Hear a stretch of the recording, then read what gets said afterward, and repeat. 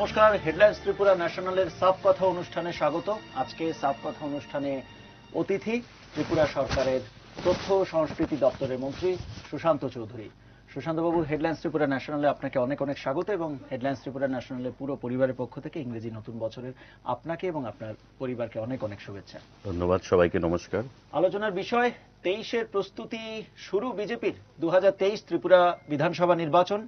বছর ঘুরলেই 2022 শুরু হয়ে গেছে, বছর ঘুরলেই 2023 ত্রিপুরা বিধানসভা নির্বাচন। এবং আপনারা জানেন যে 2018 ত্রিপুরা বিধানসভা নির্বাচনে বিজেপির হয়ে প্রার্থী হয়েছিলেন সুশান্ত চৌধুরী। বর্তমানে উনি রাজ্যের তথ্য ও সংস্কৃতি দপ্তরের মন্ত্রী এবং প্রথমবার নির্বাচনে দাঁড়িয়ে বলা যেতে পারে ইতিহাস সৃষ্টি করেছিলেন সুশান্তবাবু।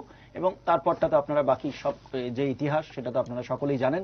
বিজেপি আইপিএফটি জোট 2018 ত্রিপুরা বিধানসভা নির্বাচনে জয়লাভ করে এ রাজ্যের ক্ষমতায় আসে। 2023 এবার দরজায় কড়া নাড়ছে। কতটা প্রস্তুত বিজেপি? শুরু হয়ে গেছে কি বিজেপির 23-এর প্রস্তুতি? আপনারা ইতিমধ্যেই দেখেছেন গত 4 জানুয়ারি এ রাজ্যে সফর করেন প্রধানমন্ত্রী নরেন্দ্র মোদী।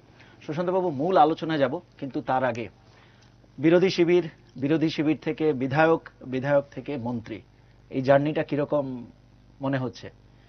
প্রথমবার নির্বাচনে দাঁড়িয়ে ইতিহাস সৃষ্টি করে তারপরে শাসক দলীয় বিধায়ক, তারপরে মন্ত্রী, এই যে বলা যেতে পারে একটু কম সময়, আপনি রাজনীতিতে আসার খুব কম সময়ের মধ্যেই একটা সাফল্যের শিখরে পৌঁছে গেছেন। এই জার্নিটা কিরকম মনে হচ্ছে? কিভাবে এনজয় করছেন? রাজনীতিতে প্রত্যেকেরই এক্সপেকটেশন থাকে যারা অ্যাক্টিভ পলিটিক্সের সঙ্গে যুক্ত থাকে, এবং আমার যে ছাত্র রাজনীতি দিয়ে রাজনীতি, সেটা আপনারা অনেক সময় দেখেছেন 2002-03 সাল থেকে অ্যাক্টিভ পলিটিক্স। মানে আপনি যদি ধরে নেন প্রায় 19-20 বছর ধরে আমরা রাজনীতি ভাঙি না, ছাত্র রাজনীতি, যুব রাজনীতি, তার পরবর্তী সময় পার্লামেন্টারি পলিটিক্সে। তো যুব রাজনীতি যখন আমরা করি, ছাত্র রাজনীতি যখন আমরা করি, তখনই মানুষের একটা এক্সপেকটেশন থেকে শুরু হয়ে যায় যে আমি রাজনীতির ক্ষেত্রে আমার কেরিয়ারকে আমি এস্টাবলিশ করব বা মানুষের জন্য কাজ করব। তো সেটা আমার ক্ষেত্রেও সেটা বলা বাহুল্য, সেটাই প্রযোজ্য। এবং 2018 সালে দল নির্বাচনে লড়াই করার জন্য সেখানে সুযোগ প্রদান করেছে। মানুষের আশীর্বাদকে পুঁজি করে রাজ্যেও সরকার পরিবর্তন হয়েছে, আমিও নির্বাচিত হয়েছি এবং বিধায়ক হিসেবে বিধানসভায় প্রবেশের সেখানে ছাড়পত্র পাওয়া। তৎসঙ্গে মন্ত্রী হিসাবে যেটা বললেন, প্রশাসনিক কাজে গত 4 মাস আগে সেখানে ইনক্লুড করা হয়েছে। তো এটা একটা নতুন অভিজ্ঞতা এবং মানুষের জন্য কাজ করা, এটা হচ্ছে একটা সুযোগ, কিন্তু দায়বদ্ধতা রয়েছে সিস্টেমের মধ্যে থেকে সেখানে কাজ করতে হবে। এবং সেই জিনিসটা অনেক কিছু আমরা স্টিল লার্নিং স্টেজে, কারণ পার্লামেন্টারি পলিটিক্স এবং প্রশাসনিক কাজ দুটো এক নয়। আর আমার মতে মুখ্যমন্ত্রী থেকে শুরু করে আমাদের বাকি মন্ত্রীরাও নতুন মন্ত্রিত্বে। বিরোধী দলের বিধায়ক হিসেবে থেকেছে কেউ, বিরোধী দলের রাজনীতির সঙ্গে যুক্ত থেকেছে কেউ, কিন্তু মন্ত্রী হিসাবে মুখ্যমন্ত্রী থেকে শুরু করে উপমুখ্যমন্ত্রী প্রতিটা ক্যাবিনেট মিনিস্টারই নতুন। এবং এটাই সিস্টেম, তারাই আস্তে আস্তে ধীরে ধীরে ম্যাচুরিটি আর্ন করবে, তারা আস্তে আস্তে ধীরে ধীরে সিনিয়র হবে।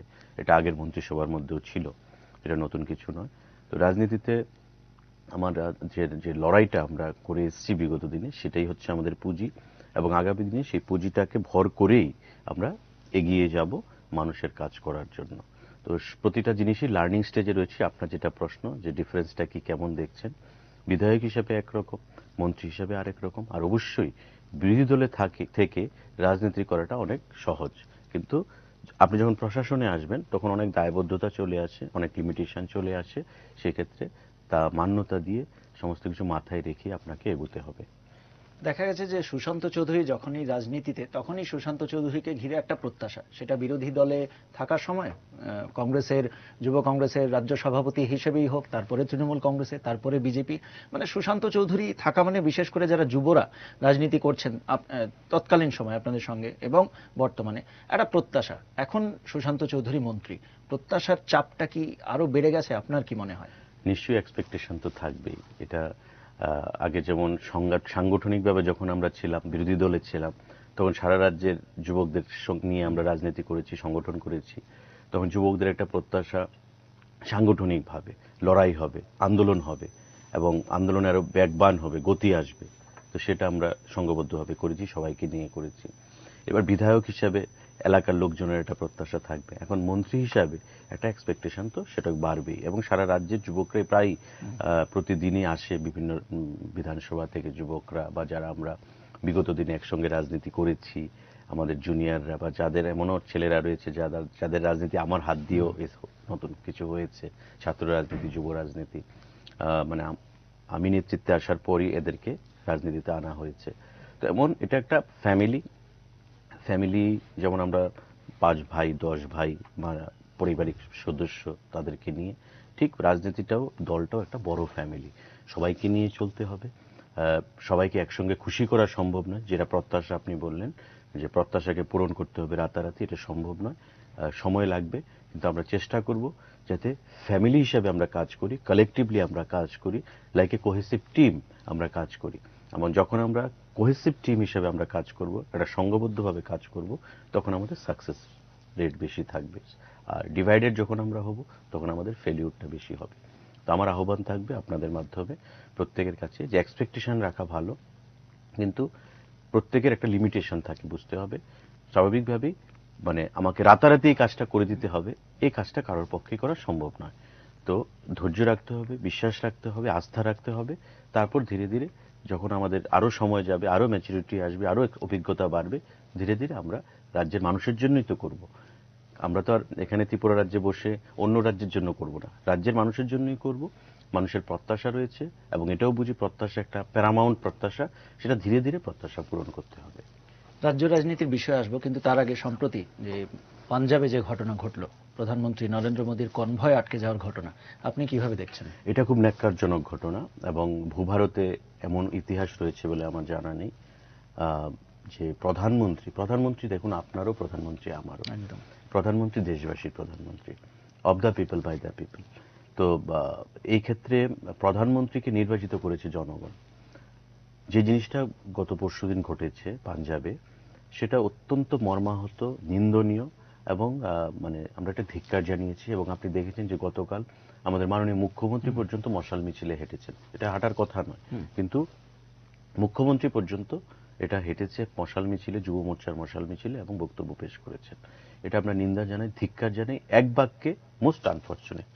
এবং এটা করে আপনি মানে অন্য রাজ্যকেও ইন্সপায়ার করলেন, ইচ্ছা করলে আমি প্রধানমন্ত্রীকেও সেখানে মানে এভাবে রাস্তা আটকে দিতে পারি। তো এটা তো আজকে ভারতবর্ষের প্রধানমন্ত্রী, আমি যদি ভারতকে ভালোবাসি, আমার দেশের সংবিধানের প্রতি যদি সেখানে সম্মান থাকে, শ্রদ্ধা থাকে, তবে আমার প্রধানমন্ত্রীর প্রতি সম্মান থাকবে। চেয়ারটার দিকে, ব্যক্তিকে বড় না, কিন্তু চেয়ারটাকে সম্মান জানাতে হবে।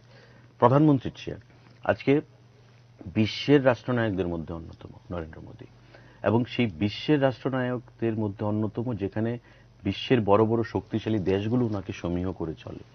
আজকে তাদের কাছে নরেন্দ্র মোদীকে খাটো করা হয়েছে, দেশকে খাটো করা হয়েছে। কারণ তারা দেখবে অন্যান্য রাজ্যের রাষ্ট্রনায়করা যে ব্যক্তিকে আমরা সম্মান জানাই, সমীহ করি, সেই ব্যক্তিকে নিজের রাজ্যের একটা অঙ্গরাজ্যের গিয়ে তাকে বাধাপ্রাপ্ত হতে হচ্ছে। তো স্বাভাবিকভাবেই তার অ্যাকসেপ্টেন্স নিয়ে প্রশ্নচিহ্ন আসবে। এই জিনিসটাই তারা করতে চেয়েছে।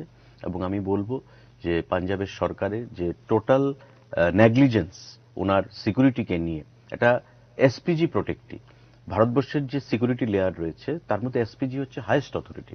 তো এসপিজির সিকিউরিটি প্রোটেক্টি সেই ব্যক্তিকে যদি এই পরিস্থিতির মধ্যে পড়তে হয়, তবে পাঞ্জাবের সরকার, আপনার আমার বা সাধারণ নাগরিকের নিরাপত্তাটা কোথায়, সেই জিনিসটা দেখতে হবে। কারণ তার আগের দিন মোদিজি আমাদের রাজ্যে এসে গেছেন, ঐতিহাসিক সভা হয়েছে, আমরা দেখেছি পুলিশের কি তৎপরতা থাকে। একটা এসপিজি প্রোটেক্টিভ বা প্রাইম মিনিস্টার লেভেলের একটা ভিভিআইপি যখন আসবে কোনো রাজ্যে, সিকিউরিটির কি অ্যারেঞ্জমেন্ট থাকতে হয়। তো যে জিনিসটা ছিল না, ঢিলাঢালা ছিল, এবং ভগবান ওনাকে রক্ষা করেছেন। আমরা ভগবানের কাছে কৃতজ্ঞতা জানাই, এবং দেশবাসীও এই জিনিসটাকে ভালো করে নেয়নি। প্রধানমন্ত্রীর চেয়ারকে আপনি কালিমালিপ্ত মানে করতে চেষ্টা করেছেন, সেই জিনিসটা কখনোই কাঙ্ক্ষিত নয়। সুশান্তবাবু, বছর ঘুরলেই 2023 ত্রিপুরা বিধানসভা নির্বাচন, এবং দেখা গেল যে 2022 ইংরেজি নতুন বছর শুরু হওয়ার সাথে সাথেই একদম প্রথম সপ্তাহেই এ রাজ্যে প্রধানমন্ত্রী নরেন্দ্র মোদীর সফর, এবং স্বামী বিবেকানন্দ ময়দানে জনসভা থেকে উনি বক্তব্য রাখলেন। তাহলে কি আপনারা 2023 ত্রিপুরা বিধানসভা নির্বাচনের প্রস্তুতি 2022-এর একদম গোড়ার থেকেই শুরু করে দিলেন? দেখুন, ভারতীয় জনতা পার্টি দল, আমি যতটুকু বুঝতে পেরেছি, যে যথেষ্ট সাংগঠনিক দল। যদিও ভারতীয় জনতা পার্টির ত্রিপুরা রাজ্যে সাংগঠনিকভাবে তত প্রভাব বিগত দিনে ছিল না, কিন্তু 2018 সালের নির্বাচনের আগে পরিবর্তনের লক্ষ্যে সংগঠন বিস্তারিত হয়েছে, এবং আজকে সরকার ক্ষমতায় রয়েছে। ধীরে ধীরে সংগঠন আমাদের বিস্তার লাভ করেছে। এবং বর্তমানে আমি আগেও বলেছি যে একটা নির্বাচন গেলে আমরা আরেকটা নির্বাচনের জন্য প্রস্তুতি নিই। আমরা পঞ্চায়েত নির্বাচন দেখেছি, পৌর পরিষদ নির্বাচন দেখেছি, লোকসভা নির্বাচন দেখেছি, এডিসি নির্বাচন দেখেছি। আমাদের সামনে বিধানসভা নির্বাচন রয়েছে আগামী এমন দিনে 1 বছর বাদে। তো আমরা প্রস্তুত রয়েছি। প্রতিনিয়ত আমাদের সাংগঠনিক কর্মকাণ্ড চলছে এবং আমাদের যে কেন্দ্রীয় নেতৃত্ব, সেই কেন্দ্রীয় নেতৃত্ব পর্যন্ত সেখানে সজাগ দৃষ্টি রেখে চলেন সর্বদা, যাতে সাংগঠনিকভাবে কোথাও যেন আমাদের বিচ্যুতি না ঘটে। শক্তিশালী সংগঠন, শক্তিশালী বিজেপি। আপনি যখন সংগঠন শক্তিশালী থাকবে, আপনার সরকার এবং সমন্বয়ের মধ্যে তখন একটা কোঅর্ডিনেশন স্থাপিত হবে এবং সেই জিনিসটাতে আমরা প্রধান গুরুত্ব দিতে চাইছি। এবং মোদিজিও এসে, আমাদের মাননীয় প্রধানমন্ত্রী সেটাই বার্তা দিয়ে গেছেন এবং আপনি দেখেছেন যে ওনার বক্তব্যে প্রতিটাতে একটা জিনিস পরিষ্কার ছিল যে ত্রিপুরাকে নিয়ে বা ত্রিপুরার মুখ্যমন্ত্রীকে নিয়ে, রাজ্য সরকারের কাজকর্ম নিয়ে উনি যথেষ্ট খুশি এবং ভারতীয় জনতা পার্টি দল হিসেবেও যথেষ্ট খুশি এবং সন্তুষ্টি প্রকাশ করেছে। আমাদের ভুল থাকতে পারে পরিচালনার ক্ষেত্রে, আমি আগেই বলেছি সবাই নবাগত, কিন্তু আমাদের ইন্টেনশনটা ক্লিয়ার যে আমরা একটা বন্ধা সিস্টেম থেকে একটা নতুনত্বের দিকে আমরা এসেছি এবং প্রতিটা ক্ষেত্রে কিন্তু নতুনত্ব এসছে। প্রতিটা ক্ষেত্রে এ পার্টি উইথ ডিফারেন্স, সেই জিনিসটা কিন্তু এস্টাবলিশড হয়েছে এবং আজকে সেই দৃষ্টিতে কিন্তু মোদিজি বক্তব্য রেখে গেছেন। উনি হীরার কথা বলেছেন। তো হীরা বলতে আমরা যেটা বুঝি, মানে বুঝতে চেষ্টা করেছি বা উনি যেটা বোঝাতে চেয়েছেন সেটা আপনাদের কাছে পরিষ্কার। H stands for highways, I stands for সেখানে আমাদের R stands for roadways, railways, A stands for airways, I stands for internet. তো এই যে হীরা, প্রতিটা ক্ষেত্রে আমাদের উন্নতি হয়েছে। রোডওয়েজ বলুন, এয়ারওয়েজ বলুন, হাইওয়েজ বলুন, ইন্টারনেট বলুন। এখন অনেকে বলবে যে আমাদের সময় তো এই জিনিসটা হয়েছে। এটাই সিস্টেম।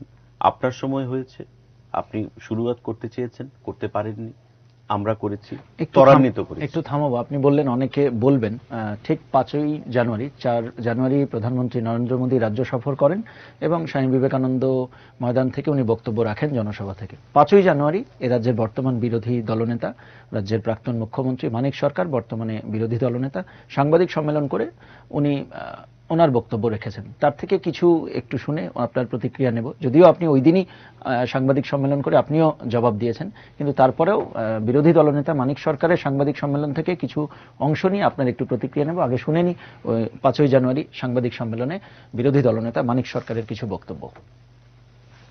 এই যে উত্তর ত্রিপুরা থেকে আগরতলা আসার পথে সন্ত্রাসবাদীদের দৌড়াতে রেলের সার্ভে এবং লাইন পাতার কাজ সমস্যা হচ্ছিল।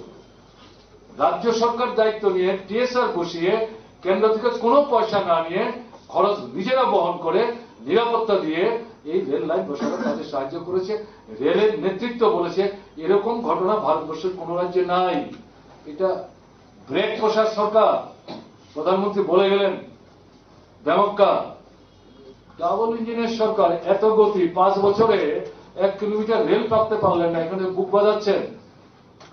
লজ্জা শরম কিছু থাকার দরকার। এখানে কি বুঝাবার চেষ্টা করলেন?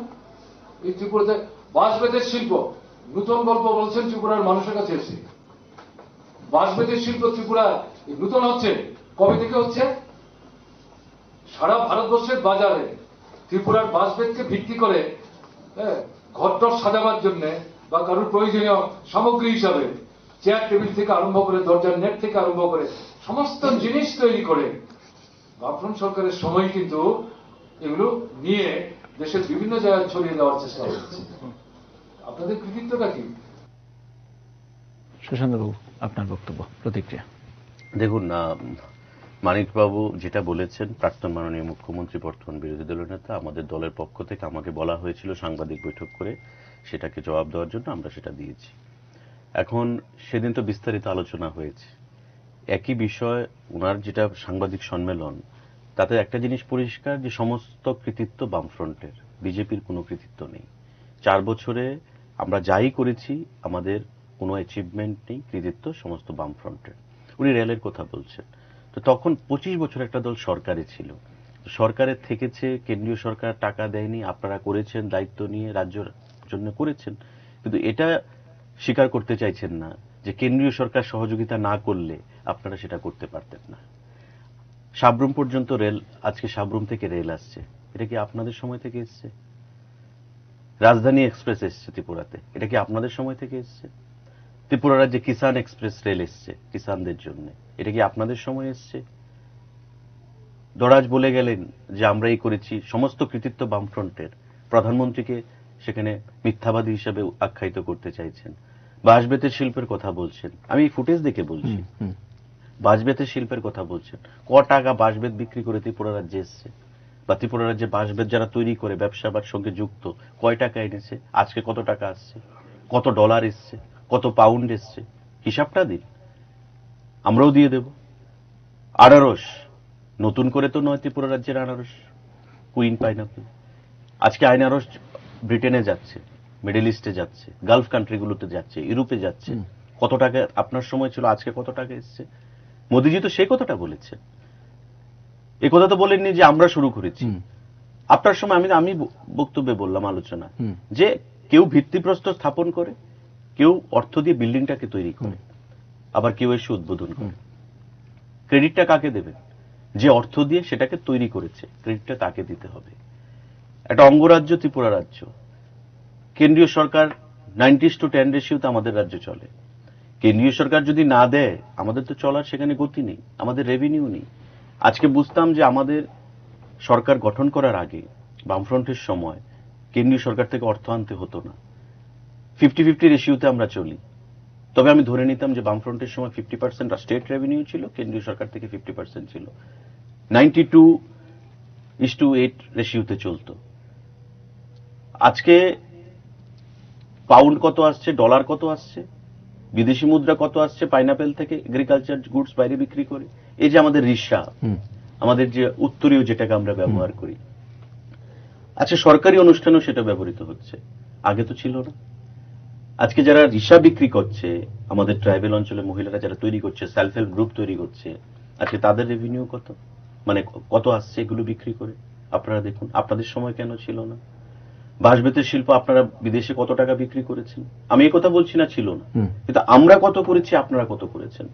কেন্দ্রীয় সরকারের প্রধানমন্ত্রী দেখবেন গায়ে গলার মধ্যে রিসা ঝুলিয়ে, মানে জড়িয়ে রাখে, স্বরাষ্ট্রমন্ত্রী রাখে, মন্ত্রীরা রাখে, কারণ এটাকে পাবলিসাইজ করে ফেলা হয়েছে আন্তর্জাতিক স্তরে। এটা কে করেছেন? আমাদের সরকার করেছেন, মুখ্যমন্ত্রী করেছেন। তো সেই জিনিসটা স্বীকার করতে হবে। দেখুন, আমার কথা হচ্ছে, আমি সেদিনও বলেছি যে কমিউনিস্ট পার্টিকে আমিও সম্মান করি, আমরাও সম্মান করি, কিন্তু মিথ্যা কথা বলে যে বিভ্রান্ত করা মানুষকে, সেই জিনিসটা আমরা সহমত পোষণ করি না। বাস্তবকে মানতে হবে। I must call spade a spade. আমার সময় আমি যেটা করেছি, আজকে সরকার কি করেছে, সরকারের তো একটা কিছু তো পজিটিভিটি থাকবে। আপনি সমস্ত কিছু কি করেছেন বলছে 4 বছর কিছুই হয়নি। আপনারা 25 বছরে কতটুকু করতে পেরেছেন সিস্টেমে, আমরা 4 বছরে কতটুকু? আপনি তো 98-এ মুখ্যমন্ত্রী হয়েছেন, তো 98 থেকে 2002 পর্যন্ত আপনার অ্যাচিভমেন্টটা কি আমরা দেখতে চাই। তারপর তো 2003 অনওয়ার্ডস আপনি 18 পর্যন্ত মুখ্যমন্ত্রী ছিলেন। তো কেন্দ্রীয় সরকারকে আমরা দেখেছি, যখন কংগ্রেস সরকার ছিল দিল্লিতে, কংগ্রেস সরকারের বিরুদ্ধে কথা বলতো, কেন্দ্রীয় বঞ্চনা, কংগ্রেস কিছুই করছে না, শেষ করে দিয়েছে দেশটাকে, উনি বলতেন, ওনার দল বলতেন। এখন বিজেপি, মোদী মিথ্যা কথা বলছে, দেশ খতম করে দিয়েছে দেশটাকে। আমার প্রশ্ন হচ্ছে, যদি কমিউনিস্ট পার্টির আদর্শ, কমিউনিস্ট পার্টির সিস্টেম এতই ভালো হতো, তো ভারতবর্ষের সরকার আপনারা তৈরি করতে পারলেন না কেন? ভারতবর্ষের মানুষ আপনাদেরকে কেন বর্জন করেছে? স্বাধীনতার 75 বছর আমাদের হতে চলছে, কেন হলো না? একবার আপনাদের একটা প্রধানমন্ত্রী থাকতো কমিউনিস্ট পার্টির, তবে ধরে নিতাম আপনাদের আদর্শ, আপনাদের পলিসি সঠিক। সেটা তো হয়নি।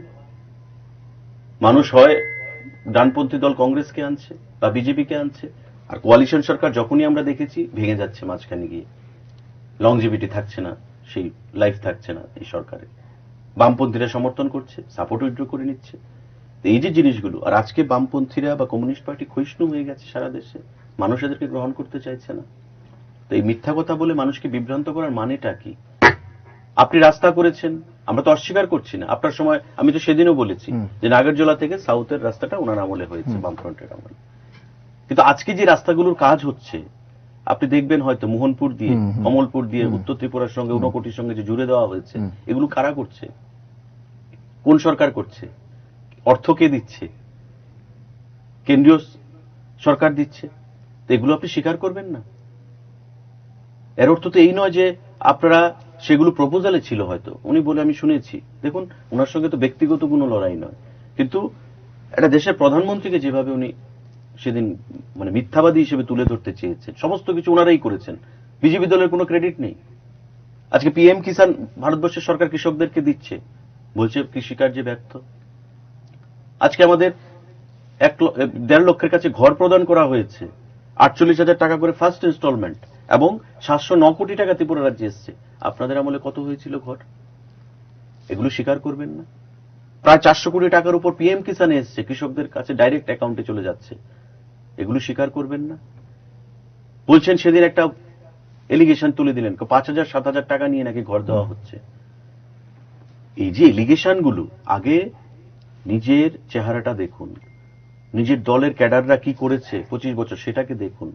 রেগার টাকা থেকে ব্লকে ব্লকে 2 কোটি টাকার দুর্নীতি কি করে হতো? বিশালগড় কাণ্ডে কোটি কোটি টাকার দুর্নীতি কি করে হয়েছে? এগুলোকে যাচাই করুন। চিটফান্ডের কেলেঙ্কারি কে করেছে? হাজার হাজার কোটি টাকা নিয়ে পালিয়ে যাওয়ার জন্য রোজভ্যালিকে অন্যান্য চিটফান্ডকে কারা মদত দিয়েছে? কারা জামায়াত দিয়ে চিটফান্ডকে ত্রিপুরা রাজ্যে ব্যবসা করার জন্য উৎসাহ জুগিয়েছে? সেগুলো বিচার করুন। রাজ্যের মানুষের কষ্টার্জিত টাকা কে নিয়ে পালিয়েছে, কারা মদত দিয়েছে, সেগুলো বিচার করুন। বলেছেন সিবিআই তদন্তের কথা, দেননি তো। রাজ্যের মানুষের কষ্টার্জিত টাকা নিয়ে চলে গেল বাইরের কোম্পানিগুলো, কোনো কথা বলেননি তো। আজকে বলছেন কেন্দ্রীয় সরকারের কথা। যখন কংগ্রেস সরকার দেখেছি খারাপ, এখন কংগ্রেসের প্রতি দুর্বলতা। যখন বিজেপি সরকার দিল্লিতে, তখন বিজেপি খারাপ, কংগ্রেসকে নিয়ে চলতে হবে। এই যে ডাবল স্ট্যান্ডার্ডের জন্য তাদেরকে মানুষ প্রত্যাখ্যান করেছে। এবং পশ্চিমবাংলায় বিগত দিনে 34 বছর সরকারটা ছিল, একটা আসনেও জয়ী হতে পারেনি। কেন হতে পারেনি? 34 বছর যে দলটা সরকারে থাকে 2-4-10টা তো বিধায়ক হওয়া উচিত, একটাও তো হতে পারেনি। ত্রিপুরা রাজ্যে মোদিজি সেদিন এসছেন, কথা বলেছেন, উনি সাংবাদিক বৈঠক এখন করতে হবে, মানুষকে বুঝাতে হবে, নিজের অস্তিত্ব জানান দিতে হবে, সেটা আলাদা জিনিস। কিন্তু বাস্তবকে তো আপনি ইগনোর করতে পারবেন না। তো উনি যেটা বলেছেন, আমি সেদিন বলেছি, আমি এটাকে আজকের এই আলোচনার মধ্যে থেকে ওটাকে প্রতিবাদ জানাচ্ছি। আমি উনি কথা বলবো না, উনি রাজনীতির একটা দল করেন, ওনার স্ট্যান্ড উনি রেখেছেন।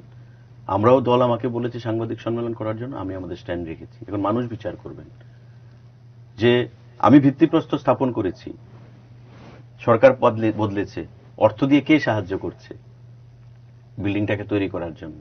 ত্রিপুরা রাজ্যে এমন অনেক রয়েছে ভিত্তিপ্রস্তর স্থাপন হয়েছে, তারপর আর কাজ হয়নি।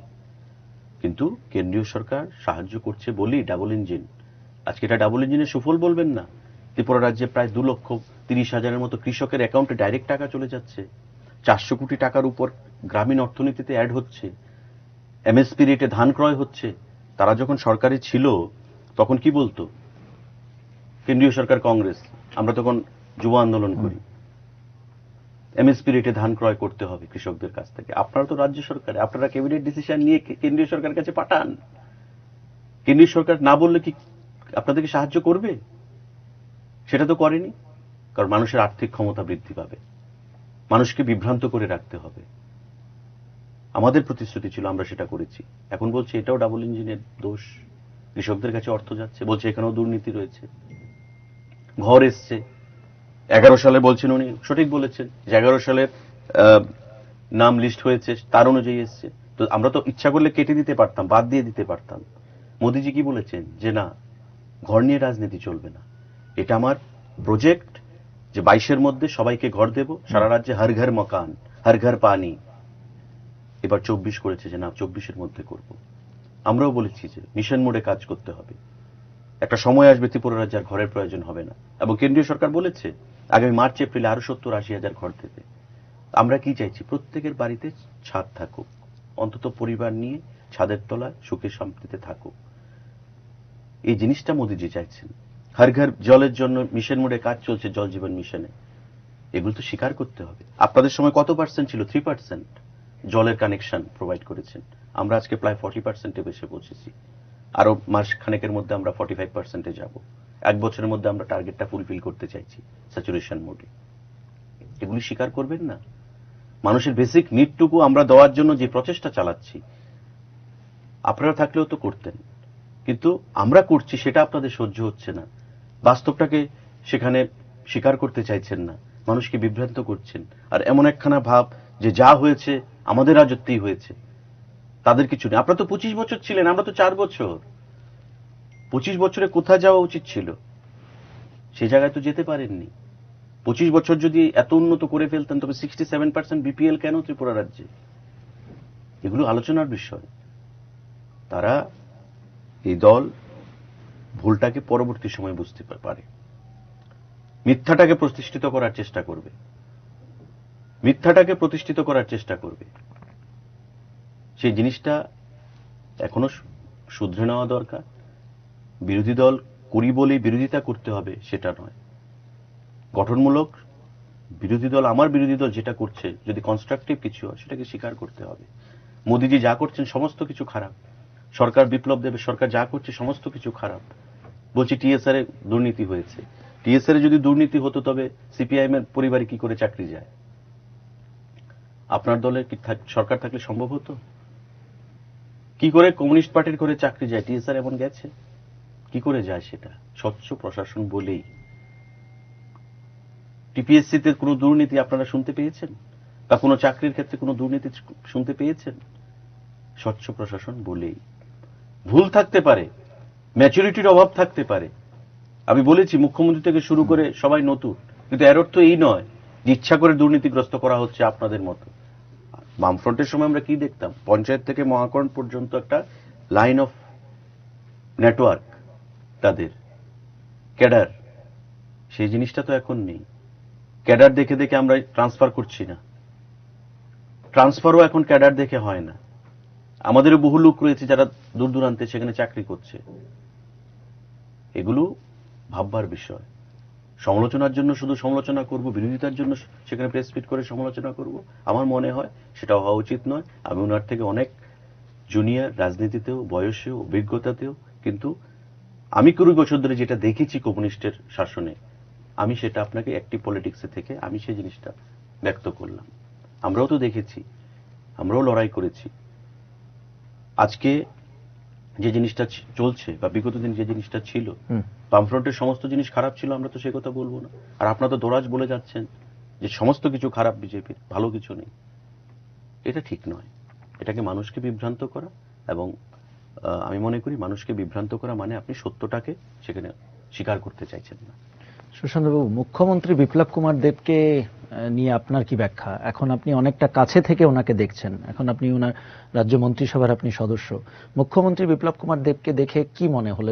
নিরপেক্ষভাবে, যে আপনি বিজেপি করেন সেই রকম ভাবে এটা বলার জন্য বলা এরকম নয়, বা মুখ্যমন্ত্রীকে সন্তুষ্ট করতে হবে এরকম নয়, সামগ্রিকভাবে। কারণ অনেক সময় মুখ্যমন্ত্রীকে দেখা গেছে যে ওনার যে লক্ষ্য ত্রিপুরাকে নিয়ে, মডেল ত্রিপুরা বানানো, এক ত্রিপুরা শ্রেষ্ঠ ত্রিপুরা বানানো, তো অনেক সময় দেখা গেছে যে সমালোচনা ওনাকে শুনতে হচ্ছে, আপনাদের সরকারকেও সমালোচনা শুনতে হচ্ছে, এবং এটা অস্বীকারের জায়গা নেই, এটা আপনিও মানবেন যে আপনাদের দলের ভেতর থেকেও একটা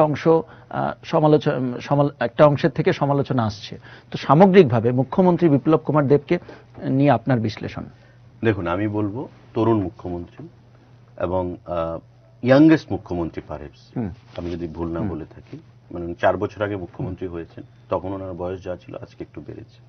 ধীরে ধীরে উনি শিখছেন, ধীরে ধীরে ওনার ম্যাচুরিটি আসছে, এবং ব্যক্তি হিসেবে বিপ্লব দেব সহজ সরল মানুষ, ওনার মধ্যে কুটিলতা এত কাজ করে না, এবং কারোর প্রতি কোনো নেগেটিভ মেন্টালিটি নিয়ে কোনো কাজ করতে চান সেই জিনিসটা আমি দেখিনি, আমি যতটুকু ওনাকে কাছে থেকে দেখেছি। এবং ল্যাবোরিয়াস, পরিশ্রম করেন, রাজ্যের জন্য কিছু করতে চান। ওনার দৃষ্টিভঙ্গিটা যেটা, আমি ওনাকে প্রায় বলে থাকি, দাদা আপনি রিফর্ম করবেন, রিফর্ম করতে হবে, কিন্তু আমার মনে হয়, আমি ভুলও হতে পারি, আপনি বুঝে নেন অফিসারদের সঙ্গে, বিধায়কদের সঙ্গে, মন্ত্রীদের সঙ্গে, জিনিসটা এইভাবে না করে এইভাবে করলে হয়তো ভালো হবে। আচ্ছা, আমাদের কাছ থেকে মতামত উনি নেন,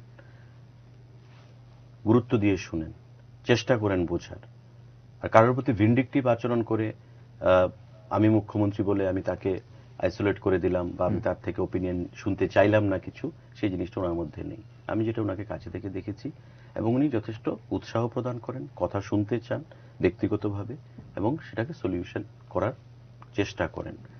আর যতটুকু আপনার মানে বললাম আমি প্রশাসনিক দিক থেকে, ব্যক্তিগত দিক থেকে ধরুন আমরা যতটুকু বলবো, একটু মানুষকে মন দিয়ে ইমোশনালি জাজমেন্ট করতে চেষ্টা করেন। যেটা যদিও অনেক সময় ইমোশন রাজনীতিতে অনেক কিছু সমস্যা হয়ে দাঁড়ায়, তার জন্য ওনাকে বিগত দিনে অনেক সমালোচনারও শুনতে হয়েছে, সেগুলো আমরা দেখেছি, কাছে থেকেও দেখেছি। কিন্তু নাও হি ইজ এ মানে ম্যাচিউরড পলিটিশিয়ান, ম্যাচিউরড অ্যাডমিনিস্ট্রেটর। আগে থেকে বলবো, আমি এই কথা বলবো না, উনিও প্রায় বলেন, আমিও শিখি। Every day you learn, every day you learn. এখন কেউ যদি মনে করে থাকেন যে আমি এই পদে, বড় পদে রয়েছি, তাই আমি সব জানি, আমি অলোকের কাছ থেকে কিছু শেখার নেই, রং। লিভিং ইন ফুলস প্যারাডাইস, অলোকের কাছ থেকেও শিখতে পারা যায়, একটা রিক্সা পুলারের কাছ থেকেও শেখা যায়। আমি সব জানতে এমন নয়।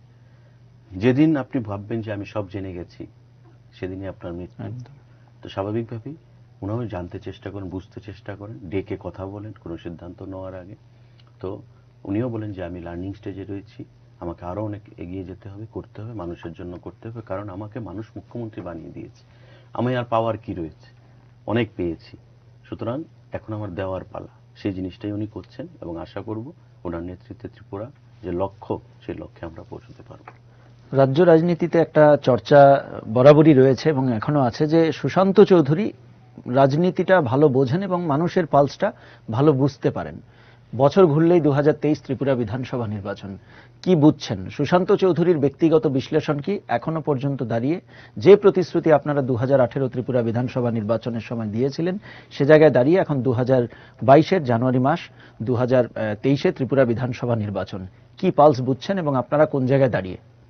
দেখুন, মানুষের পালস বিগত নির্বাচনগুলোতে পরিষ্কার। আমি আগেও বলেছি যে প্রত্যাশা বিশাল, প্যারামাউন্ট। ব্যক্তি সুশান্ত চৌধুরীর কাছে, ব্যক্তি বিপ্লব দেবের কাছে, বিজেপি সরকারের কাছে, বিজেপি দলের কাছে রাতারাতি পূরণ করা সম্ভব নয়, লিমিটেশন রয়েছে। আর মনে রাখতে হবে যে 18 সালের নির্বাচন, 23 সালের নির্বাচন এক নয়। 18-র পর আমরা কিন্তু 4 বছর হয়েছে, প্রায় 2 বছর কোভিডের বিরুদ্ধে লড়াই করে আমরা কাটিয়েছি। সরকার, ব্যবসা বাণিজ্য, শিল্প আমাদের নেই কিছু, তারপরে যাই রয়েছে ছোটখাটো, সবগুলো বন্ধ অবস্থায় ছিল। অর্থনীতি মুখ থুবড়ে পড়েছিল সারা দেশে। মানুষকে বাঁচানোর দায়িত্বটাই ছিল মুখ্যমন্ত্রীর কাছে, প্রশাসনের কাছে প্রধান চ্যালেঞ্জ, এবং সেটা আমরা সাকসেসফুলি ডিস্টিংশন নিয়ে আমরা পাশ করেছি। মানুষের খাদ্য প্রদান করেছি, ভ্যাকসিন প্রদান করেছেন মুখ্যমন্ত্রী এবং আমাদের প্রধানমন্ত্রী যৌথ উদ্যোগে। কিন্তু আজকে একটা সময় ছিল, আপনি ভাবুন অলোকবাবু, আজ থেকে 7 মাস 8 মাস আগে আমরা বাঁচবো কিনা, সেটা প্রশ্নচিহ্নের মুখে এসে দাঁড়িয়েছিল। আমাদের কাছের লোক, আত্মীয় স্বজন, বন্ধু বান্ধব, মা বাবা, অনেককে মানুষ আমরা হারিয়েছি, কাছের লোককে হারিয়েছি। কিন্তু আজকে যে আমরা বেঁচে রয়েছি, এটা কার দান? প্রধানমন্ত্রী, মুখ্যমন্ত্রীর প্রচেষ্টায় সেটা হয়েছে। তো এই 2 বছর আমাদের গুরুত্বপূর্ণ সময় প্রায় আমরা হারিয়েছি। এখনো দেখুন কোভিড বা ওমিক্রন, এখনো কিন্তু রিস্কি জোনে আমরা রয়েছি। তারপর আমাদের চলতে হবে, জীবন গতিশীল, প্রশাসন গতিশীল, বন্ধ হয়ে থাকা চলবে না। লকডাউন হলে আবার অর্থনৈতিকভাবে মুখ থুবড়ে পড়তে হবে। তো সেগুলো সমস্ত কিছু মাথায় রেখে আমি বলবো এখনো মূল্যায়ন করার সময় আসেনি। 25 বছরের সঙ্গে আপনি 3 বছর 4 বছরে মূল্যায়ন করতে পারবেন না তো। আর 25 বছরের সঙ্গে এই 5 বছর যদি মূল্যায়ন করেন, আজকে যদি ফুল প্লেজেড 5 বছর পাওয়া যেত, তবে আপনি মূল্যায়ন করতেন যে বামফ্রন্টের আমলে 5 বছর প্রথম কেমন ছিল, তার সঙ্গে আমরা মূল্যায়ন করব। সেগুলো আমি বলবো মূল্যায়ন করার সময় আসেনি, সময় লাগবে। এবং সরকার থাকলে, দল থাকলে, আপনার সকলেরই আশা আকাঙ্ক্ষা চাহিদা আমরা কিছু হলেও পূরণ করতে পারবো। সেই জিনিসটা মাথায় রাখতে হবে। কোনো অবস্থাতেই যেন ডিভিশন না হয়, সেই জিনিসটা মাথায় রাখতে হবে। কারণ বিরোধী দল সমালোচনা করবে, এটাই বাস্তব। কিন্তু এটা ভুলে যায় যে আমরা নিজের সময় কি করেছিলাম। আমি শুনেছি মাননীয় বিরোধী দলনেতা সেদিন বলছিলেন, বিদ্যাজ্যোতি যে 100টা স্কুল বলছে প্রাইভেটাইজেশনের হাতে দিয়ে দিয়েছে। সরকার কি বলেছে প্রাইভেটাইজেশন মানে প্রাইভেট কোম্পানির হাতে দিয়ে দিয়েছে, এজেন্সির হাতে দিয়ে দিয়েছে? সরকার বলছে যে 500 কোটি টাকা আমরা রাজ্য সরকার থেকে সেখানে ইনভেস্ট করব, সেন্টার অফ এক্সিলেন্স তৈরি করা হবে, শিক্ষা, খেলাধুলা, মানসিক দিক থেকে, শারীরিক দিক থেকে আমরা বিকশিত করব, যাতে প্রাইভেট স্কুলে যাওয়ার ট্রেন্ডটা আমরা বন্ধ করতে পারি। রাজ্য সরকারের স্কুলগুলো সেগুলো এমনভাবে আমরা তৈরি করব, 100টা school as a case study. Gradually আমরা পরবর্তী সময়ে আরো স্কুলকে ইনক্লুড করব তাদের সাকসেস রেট দেখে। মাননীয় বিরোধী দলনেতা বলছেন যে কেন সব স্কুলে হবে না, তো আপনারা কি করেছিলেন? আমরা তো 100টা স্কুলকে উদ্যোগ নিয়েছি, তো আপনারা কেন করলেন না? চিন্তাধারা তো থাকতে হবে। আপনারা সময় তো দেখেছি কিভাবে এসএফআই করতে হবে স্কুলগুলোতে, সেগুলো দেখেছি। ডান্ডা হাতে ক্যাডারদেরকে আপনারা টিচার বানিয়ে সেখানে ঢুকিয়ে দিয়েছেন, তো স্বাভাবিকভাবে তারা গিয়ে এসএফআই ডিওএফআই পার্ট দিয়েছে শিক্ষাগুলো প্রতিষ্ঠানগুলোতে। আমরা সেই জায়গায় আজকে দেখেছেন কোনো বিদ্যালয়ে কোনো ধরনের ছাত্র সংগঠন, কোনো বিদ্যালয়ে কোনো ধরনের কর্মচারী সংগঠন, আজকে তো সেগুলো নেই। কেন নেই? Because it is a party difference. চিন্তাধারায় পরিবর্তন আছে, কাজ করার ক্ষেত্রে পরিবর্তন রয়েছে, এই জিনিসগুলো আমরা করছি। তো সমালোচনা আমি করতে পারবো, বিরোধীরা সমালোচনা করবে। আজকে হয়তো আমরা বিরোধী আসনে থাকলে আমরা সেটা করতাম, কিন্তু মানুষকে বিচার করতে হবে বাস্তবটা কি। আজকে একটা গার্ডিয়ান, আপনি চাইবেন আপনার শিশুটাকে একটা ভালো সরকারি স্কুলে পড়াশোনা করাতে। মানুষ শিশু বিহারে কেন ভর্তি হতে চায়, নেতাজিতে কেন ভর্তি হতে চায়, ভালো ভালো স্কুলে কেন ভর্তি হতে চায়? কারণ মনে করে তারা যে স্কুলগুলোতে পড়াশোনা ভালো। তেমন যদি আমরা 100টা স্কুলকে করতে পারি, তার মধ্যে আরো ইনফ্রাস্ট্রাকচার অ্যাড করতে পারি, আপত্তিটা কোথায়? আমরা তো প্রাইভেটের হাতে দিচ্ছি না, কিন্তু আন্দোলন করছে প্রাইভেটাইজেশনের হাতে দিয়ে দিয়েছে। কে বললো ওদেরকে প্রাইভেটাইজেশনের হাতে দিয়ে দিয়েছে? তো রাজ্য সরকার অর্থ দিচ্ছে। এই যে গোয়েবলসীয় প্রচার, তাতে আমাদের বিপত্তি। আমাদের দেখুন, ব্যক্তিগত আমি ওনাকে সম্মান করি, প্রাক্তন মুখ্যমন্ত্রী, মুখ্যমন্ত্রী চেয়ারের একটা গরিমা রয়েছে, আমি ওনাকে সম্মান করি, কিন্তু ওনার কাছ থেকে আমরা এই জিনিসটা আশা করি না, বিভ্রান্তিমূলক বক্তব্য। আমি জুনিয়র একজন হিসাবে, নতুন হিসেবে ওনার কাছ থেকে শিখব। এখন যদি আমি শিখে বিভ্রান্ত হই, রাজ্যের জনগণ যদি ওনার কাছ থেকে, প্রাক্তন মুখ্যমন্ত্রী থেকে কথা শুনে বিভ্রান্ত হয়, নতুন জেনারেশন যদি বিভ্রান্ত হয়, তবে সে মিথ্যাটাকেই শিখবে, বাস্তবটাকে শিখবে না। বাস্তবটা কি, সেই জিনিসটা মাথায় রেখে কথা বলতে হবে। আপনার কি মনে হয় না সুশান্তবাবু, এখনো পর্যন্ত আপনারা যে আপনাদের সরকারের যে কাজকর্ম হয়েছে সেই অর্থে সেটা প্রচার করার ক্ষেত্রে আপনারা একটু পিছিয়ে রয়েছেন এখনো পর্যন্ত? আপনার কি মনে হয়? আপনি নিজেই তথ্য সংস্কৃতি দপ্তরের মন্ত্রী, কি বুঝলেন? না, সেই জিনিসটা প্রচারের দিক থেকে আমি বলবো একটু খামতি রয়েছে। আমরা সেই জিনিসটা কাটিয়ে ওঠার জন্য দেখছি, আলোচনা চলছে এবং সিস্টেমও তৈরি করা হচ্ছে। প্রচারটা আমাদের মাস্ট। আমরা অনেক কাজ করেছি, শিক্ষা দপ্তর বলুন, এগ্রিকালচার দপ্তর বলুন, আমাদের কর্মক্ষেত্রে, প্রতিটা ক্ষেত্রে আমরা অনেক কাজ করেছি। ইম্পর্টেন্ট ডিসিশন হয়েছে, সিস্টেম চেঞ্জ করা হয়েছে প্রতিটা ক্ষেত্রে, এবং তার জন্য দেখবেন আপনার স্টেট রেভিনিউ বেড়েছে। এগুলো প্রচারে নিতে হবে, আরো প্রচারে নিতে হবে, ভালোভাবে প্রচারে নিতে হবে। সেই জিনিসটা আমরা we are working on it, আমরা কাজ করছি। 2023 ত্রিপুরা বিধানসভা নির্বাচনের প্রধান প্রতিদ্বন্দ্বী?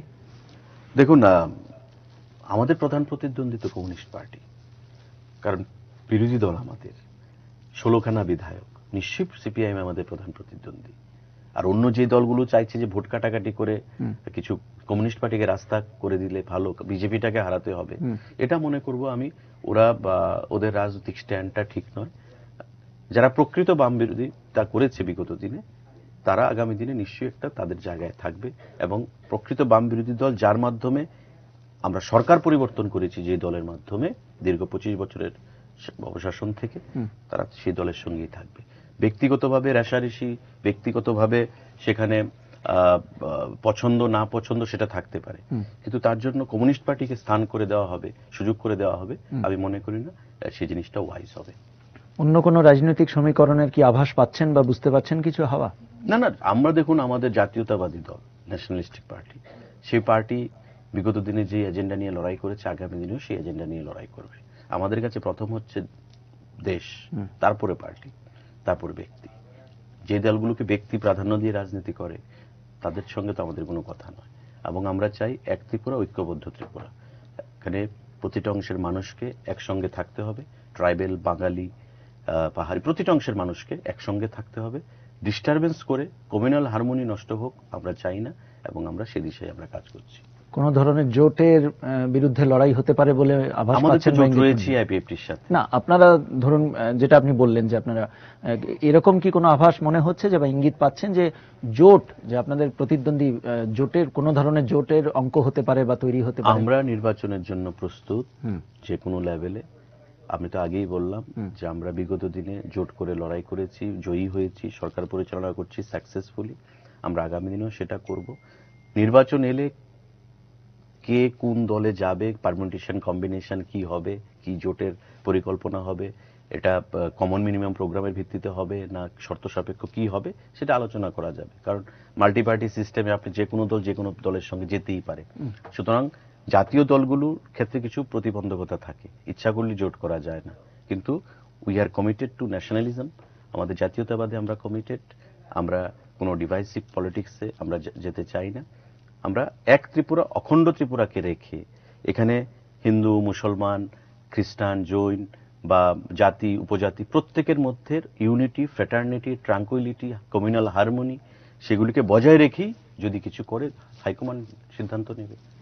রাজ্য বিজেপিতে সবকিছু ঠিকঠাক আছে এখনো পর্যন্ত?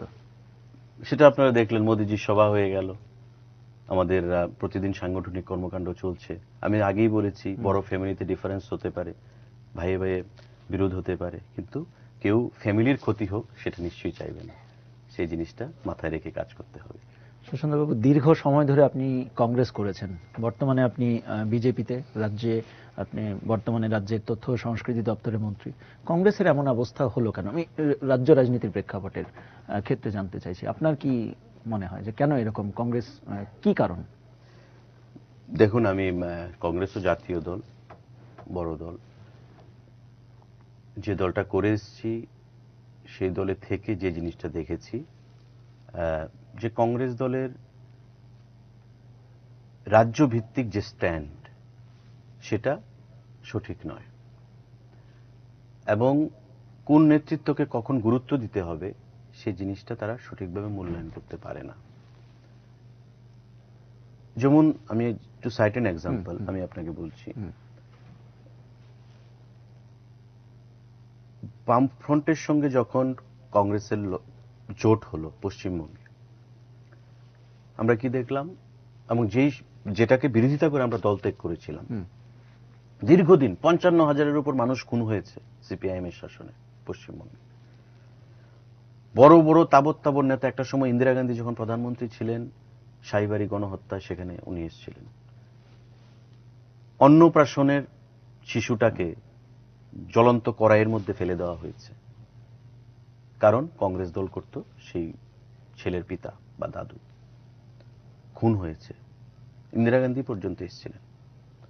তো সেই দলের সঙ্গে কংগ্রেস জোট করেছে, বা 55,000 খুন যেটা আমি বললাম জোট হয়েছে।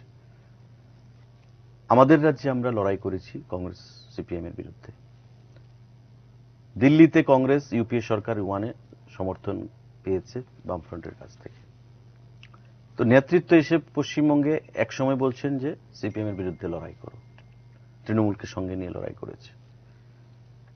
তারপর তৃণমূল থেকে বিচ্ছেদ হয়েছে, তারপর আবার বামফ্রন্টের সঙ্গে গেছে। আমার স্ট্যান্ডটা কোথায়? একটা রাজনৈতিক দলে তো একটা স্ট্যান্ড থাকবে যে আমার এই দলের, আমার বিরোধী দল, এই দলের সঙ্গে আমার কোনোদিন জোট হবে না। আপনি যদি বলেন যে কংগ্রেস এবং বিজেপি জোট হবে, কোনোদিন হবে না সেটা। আপনি যদি বলেন যে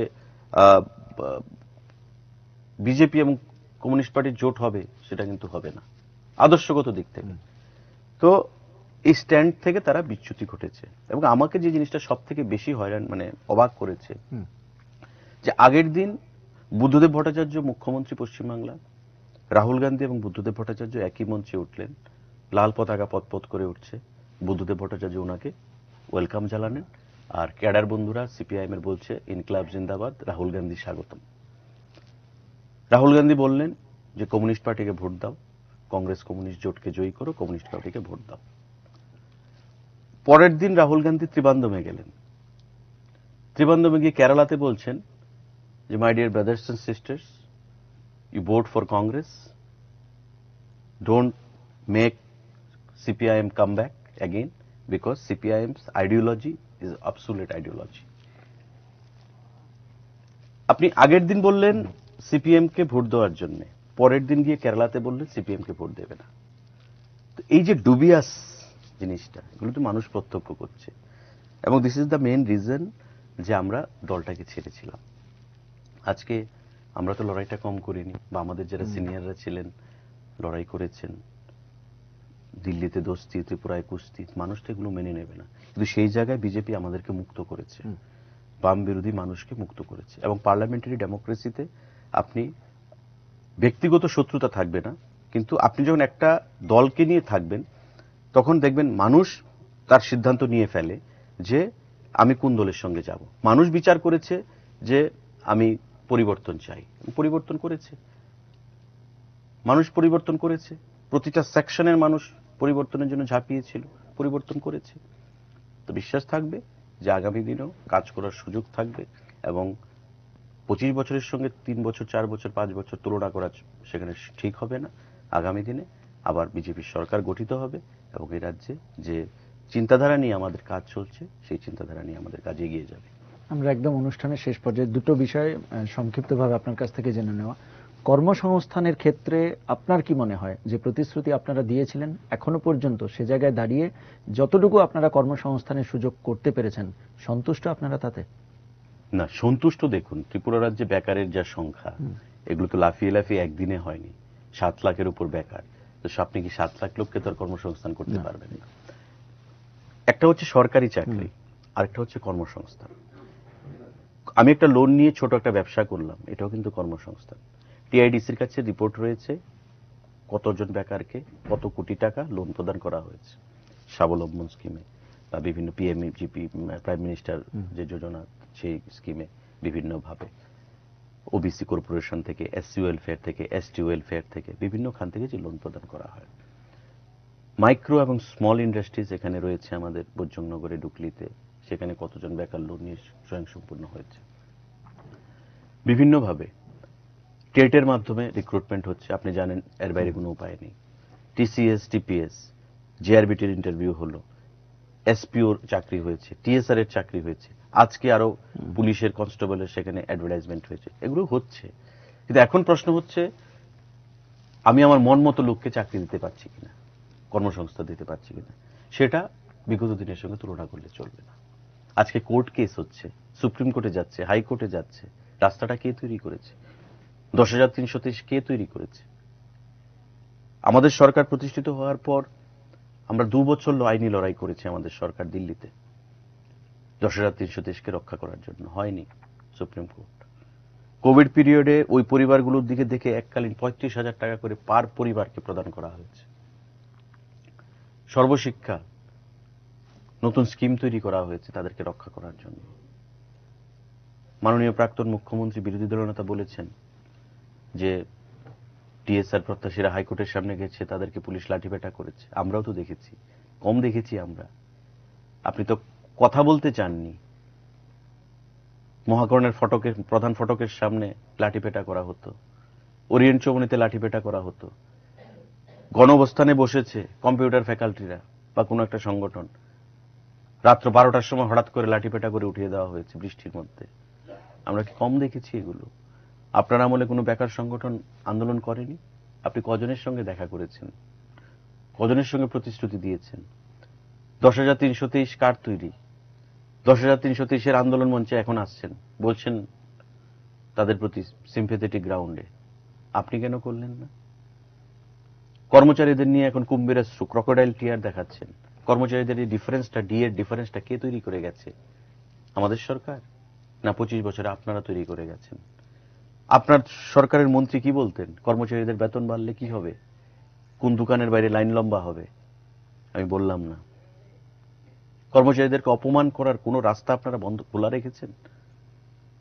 পরিষ্কার বলতেন যে কর্মচারীদের ভোট লাগবে না, কর্মচারীরা এত প্রত্যাশা কেন, দিতে পারবো না, ভোট লাগবে না।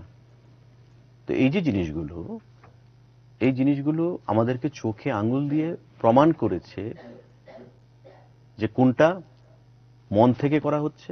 বিগত দিনে আমরা তো দেখেছি আপনাদের রোলটা শাসক হিসাবে, আজকে বিরোধী হিসেবে আপনাদের রোলটা আমরা দেখছি। আমরা ডিফারেন্সিয়েট করতে পারি, জনগণও বোকা নয়, তারাও ডিফারেন্সিয়েট করতে পারবে সঠিক সময়ে। রাজনীতির ময়দানে সুশান্ত চৌধুরীর যে ঝাঁজ, সেটা বিরোধী থাকার সময় দেখা গেছে এবং বর্তমানে আপনি রাজ্যে 2018 ত্রিপুরা বিধানসভা নির্বাচনে আপনাদের বিজেপি আইপিএফটি জোট সরকার প্রতিষ্ঠিত হয়, আপনি বিধায়ক হন, তারপরে এখন বর্তমানে আপনি রাজ্যের মন্ত্রী তথ্য ও সংস্কৃতি দপ্তরের।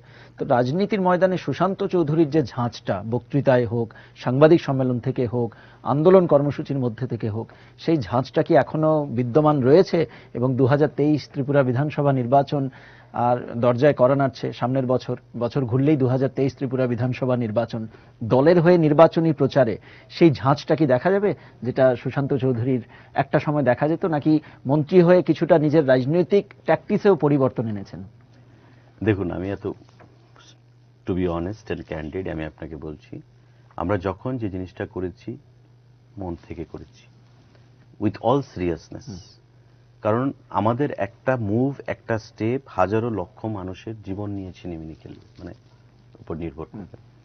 তো শুরুয়াতে আপনি বলেছেন যে আপনার প্রশ্ন ছিল, আমার উত্তর ছিল যে মানুষকে সঙ্গে নিয়ে, মানুষের বিশ্বাসটাকে নিয়ে আমরা করেছি। চাহিদা থাকবে বিরোধী দলে থাকতে, যে দাদা রয়েছে, আন্দোলনে তেজি ভাব আসবে, বেগবান হবে। সিরিয়াসনেস ছিল, সিনসিয়ারিটি ছিল, স্বাভাবিকভাবে মানুষেরও বিশ্বাস বা আস্থা পেয়েছি। এবং আমি চাইবো আমি যেমন আছি তেমনই থাকি, আর্টিফিশিয়াল কিছু অ্যাড যেন না হয়, আবার তার থেকে আমি যেন বিচ্যুতও না হই। যেমন ছিলাম তেমনই থাকবো। আগামী দিনে রাজনীতি যতদিন পর্যন্ত করব, মানুষের জন্যই করব, ততদিন পর্যন্ত যেন ভগবান সেই শক্তি প্রদান করেন যে নিজের যে আসল ফ্লেভার, আপনি আর্টিফিশিয়াল ফ্লেভারও বুঝতে পারবেন, অ্যাকচুয়াল ফ্লেভারও, ন্যাচারাল ফ্লেভারও বুঝতে পারবেন, সেই ফ্লেভার নিয়ে যেন রাজনীতি করতে পারি। তো this is my character. I would love to continue with my original character. এখানে আর্টিফিশিয়াল কিছু করে লোক দেখানো কিছু আমরা সেটা চিন্তায়ও আনি না বা ভাবতেও পারি না। যেটা করব নিজের মতো করেই করব, নিজের মতোই করব। সুশান্তবাবু, অনেক অনেক ধন্যবাদ। এত ব্যস্ততার মধ্যেও আপনি হেডলাইন্স ত্রিপুরা ন্যাশনালকে সময় দিলেন, সাফ কথা অনুষ্ঠানে এলেন, আলোচনা করলেন, অনেক অনেক ধন্যবাদ। সবাই এখনকার মতো সাফ কথা অনুষ্ঠান এ পর্যন্তই। নমস্কার।